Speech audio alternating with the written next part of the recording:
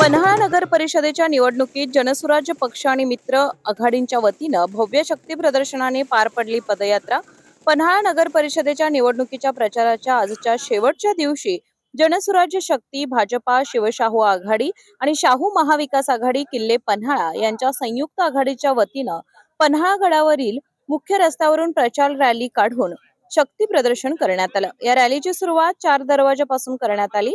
पन्हाळा नगर परिषदेच्या निवडणुकीच्या प्रचाराच्या शेवटच्या दिवशी गडावर राजकीय वातावरण कमालीचं तापल्यानं उमेदवारांनी प्रचार रॅलीद्वारे मतदारांना मतदान करण्यासाठी आवाहन केलं।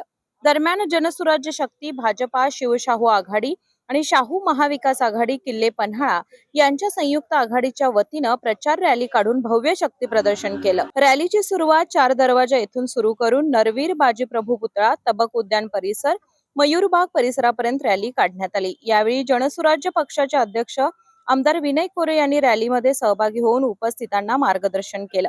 यावेळी बोलताना आमदार कोरे म्हणाले की पर्यटकाबरोबरच स्थानिकांना सोयी सुविधा देण्यासाठी आणि नवीन संकल्पना अंमलात आणण्यासाठी प्रयत्न करणार आहे।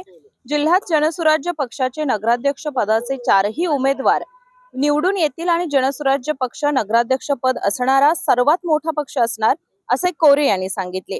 नगर परिषदेच्या वतीनं पन्हाळ्यात जन्माला येणाऱ्या मुलीच्या नावे 1 लाख रुपये ठेवणार असून पन्हाळा वासियांची गरज ओळखून गावच्या हितासाठी नवे संकल्प पुढे घेऊन जायचा आहे।